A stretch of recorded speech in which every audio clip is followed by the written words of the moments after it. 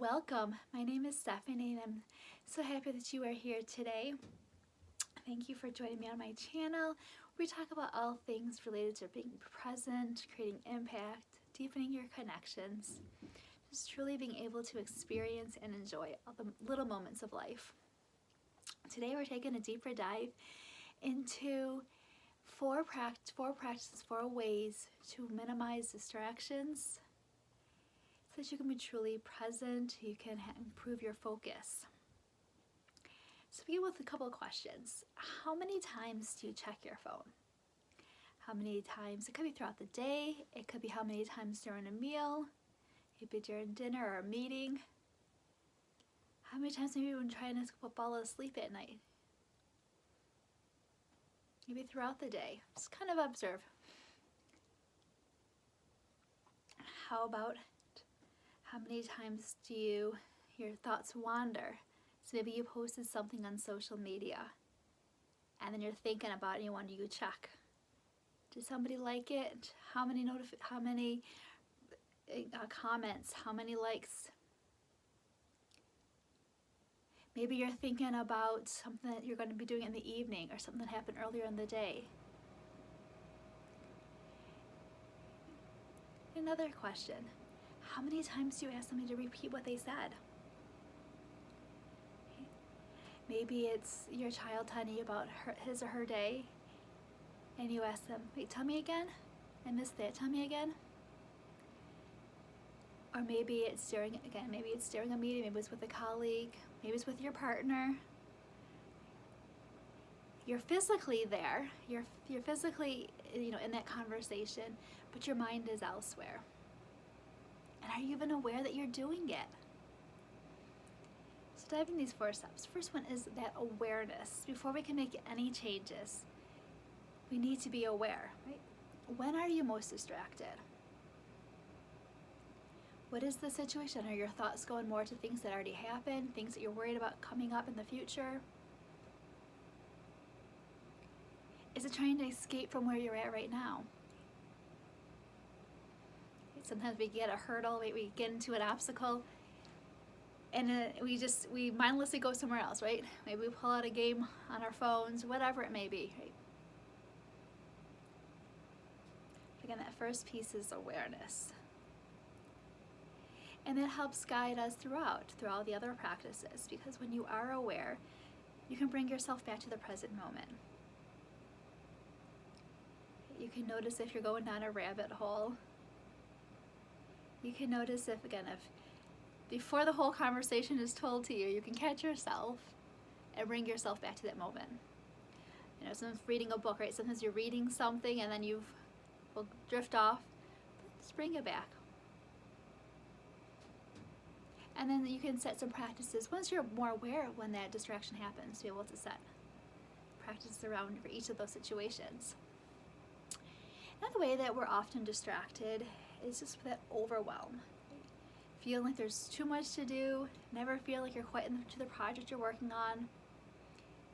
A way to help work with it is organization. And I'm sure you probably already have your strategies. So just hear me out a little bit, and I'd love to hear again in the comments or reach out to me what's things that kind of come up with you for organization, what works, what doesn't. But one thing that can really help is just to lay everything out, right? Maybe the start of each quarter you have a planning time, but you can also weave it into each day, maybe the start of your day, start of each week. Getting organized.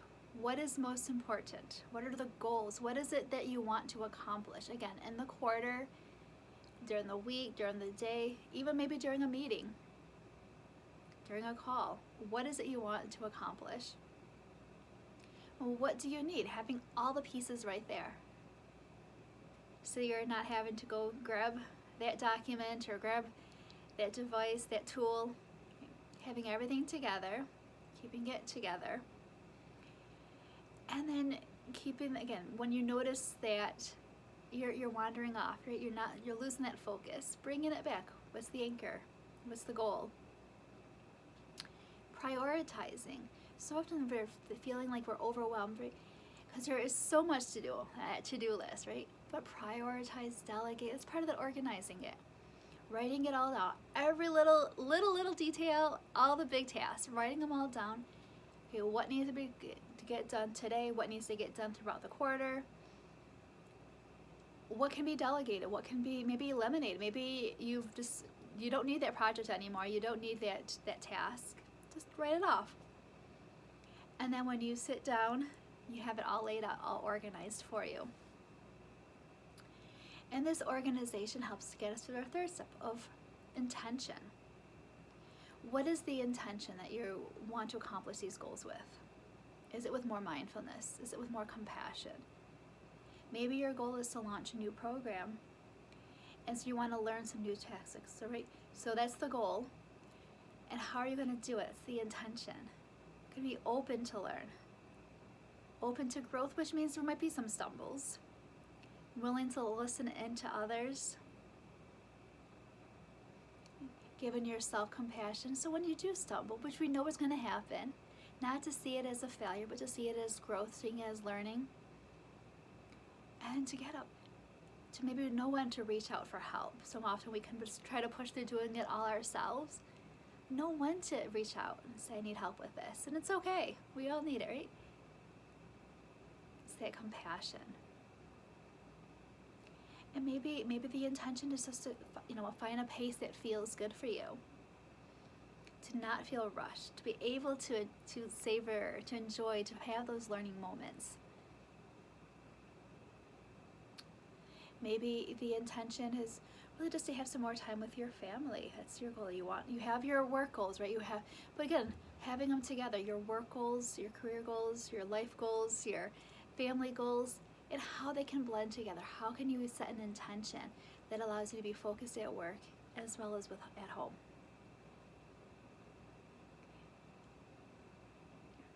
And then this all allows you to set boundaries. Right? So when you know when you're organized, you have your intention, you can set boundaries. You can say, maybe the start of the day is where you use that time, your organization time, right? So before you look at your phones, before you respond to emails or make phone calls, you get organized. You set up your day. Use it maybe to journal, moments of gratitude, maybe some deep stretches or deep breathing. And you set a boundary. The first 30 minutes, the launch of your workday, this is what it's for. And letting people know, or put the notifications, set the phone aside, whatever it may be. And you set that boundary for yourself. I'm not going to check my emails. I'm not going to check on social media. Whatever happens, have that journal out there. Write your list of your moments of gratitude. And maybe the same thing at the end of the day. Maybe you clear off 30 minutes at the end of no meetings, no phone calls, no emails. This is your time to just celebrate all the wins, the little wins that you may not have even noticed during the day. Take time just to focus, to bring your attention to all those little wins, those little seeds you planted. They may not have sprouted today, but you planted seeds. Celebrate. And maybe use it for gratitude. Maybe to set up, maybe you didn't quite get all the things done that you wanted to. Jot those down, set them aside. You'll pick it up in the morning. This way, when you drive home or you head to the kitchen, the living room, it's done. There's a closure, right? We have to, talk about transitions with little ones. We need them as adults too. Having a transition, I'm transitioning to the start of my work day. I'm transitioning into going home. My work brain is off, my family brain is on. And that focus. Mindfully it's being intentional with setting walks throughout the day, right? So maybe the intention, again, that mindfulness, you get into those hurdles, right? You get into those mental blocks. Having a boundary where you're only going to work for, I'm going to say 45 minutes straight. And then at that point you stand up from your computer, you walk around, maybe drink a glass of water, do some stretches. You set those up, right? You set that into your schedule. And it's not counterproductive. We often think, if we take breaks, we're not going to get it done. No, it often increases productivity. You feel better. You feel more focused. When you're hitting that brick wall, that mental block, when you don't have the clarity you need, Instead of sitting in a chair and trying to push through it, allow yourself the chance to walk around. When you come back, you'll be recharged, new ideas. That movement allows for, again, movement of your body, but also helps your brain. It helps to, again, settle it. Maybe just let yourself mindlessly think. Right? Just zone out for a couple of minutes so that when you come back, you're able to focus.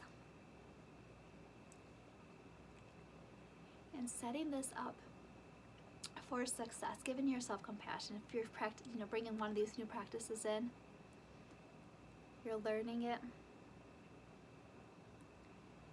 And then the more you practice, the more you'll be aware. You'll notice if your mind is wandering, or if you're feeling frustrated, be aware of those emotions that are coming up for you. You don't push them down, just deal with it. Respond to it. I'm feeling frustrated because of this. Or maybe even just hunger, right? Acknowledging your hunger, not pushing it aside.